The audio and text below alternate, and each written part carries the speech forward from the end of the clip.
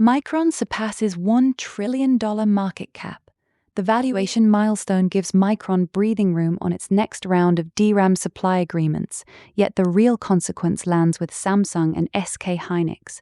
Both rivals must now accelerate capacity additions in their newest nodes or risk losing enterprise socket wins once the price floor lifts. Expect the first visible impact in their utilization reports by Q4 next year as server demand normalizes. The first test comes when the initial customer announces site selection later this year. FortuneX acquisition closes $75 million SPAC IPO. Sponsors now face a tighter window to source a hardware or semiconductor target before the clock starts eating into returns. Most recent de-SPAC deals have taken 14 months from IPO to close, which would push any FortuneX transaction into late 2026. That timeline collides with the next wave of rate cuts and forces them to accept lower quality assets or return capital early. Investors should watch the redemption rate closely when the first extension vote arrives next spring.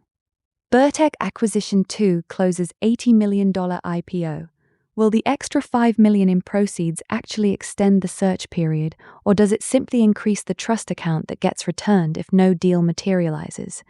The larger trust makes Burtech more attractive to sellers, but it also raises the hurdle for any acquisition that must clear the 80% threshold. Expect their first letter of intent to surface only after they secure a PMI commitment that covers the extra dilution from the larger raise. Hadron Energy completes de-SPAC merger. Trading under the new ticker starts the countdown for Hadron to deliver a working microreactor to a data center customer before 2027. Utilities evaluating small modular designs now have a public benchmark for cost per kilowatt that competing private developers must beat.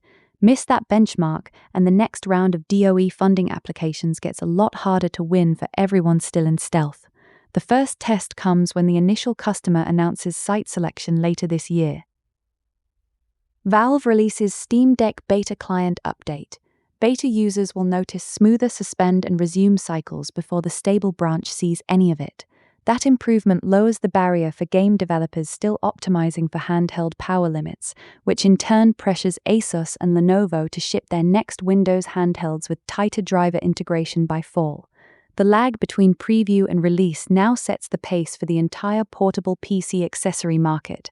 Watch accessory firmware updates cluster right after each Valve beta lands. Philips launches SmartIQ coronary imaging. European cath labs running Azurion can now add intravascular imaging without new room builds. That timeline pressures GE Healthcare to match the integration speed or lose bids on the next equipment refresh cycle. Procurement teams at major hospital groups are already modeling the throughput gains against their capital budgets for 2025.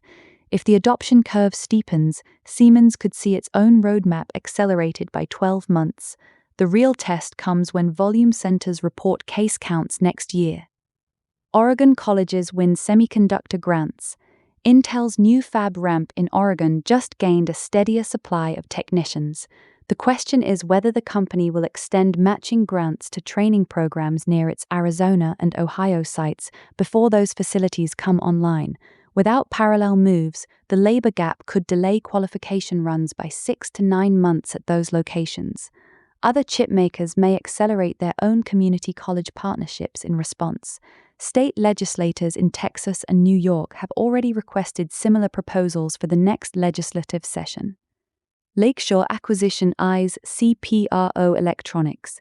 Big box retailers now hold the upper hand when CPRO pitches new camera deployments because the SPAC timeline creates pressure to demonstrate traction fast. Suppliers already in those accounts can extend current contracts with minimal concessions while the deal uncertainty lingers.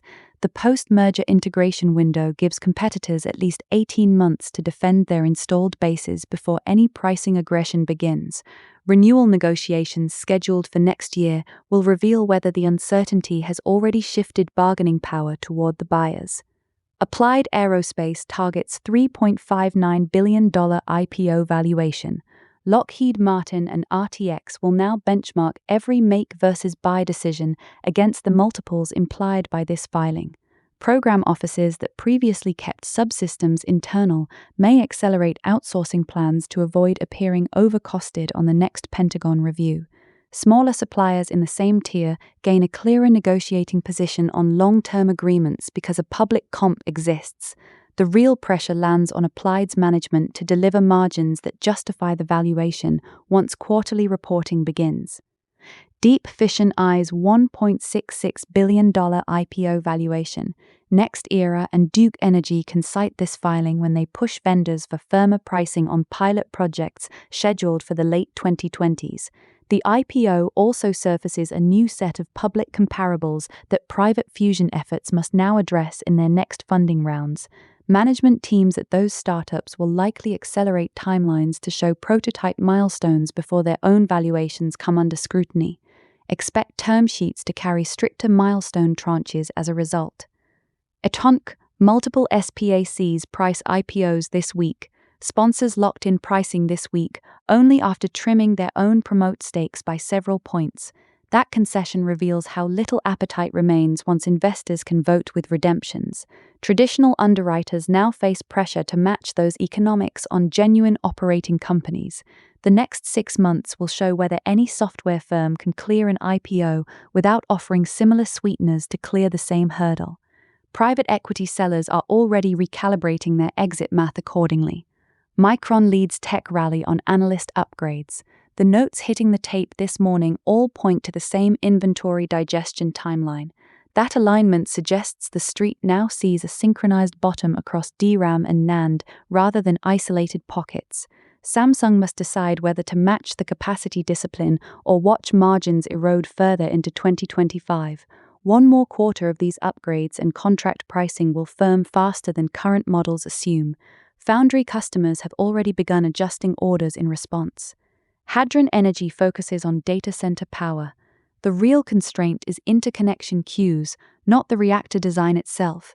Utilities in key data center states have already signaled they won't fast-track approvals without proven safety records at scale. That timeline pushes first deployments past 2027 and hands the near-term advantage to gas peakers.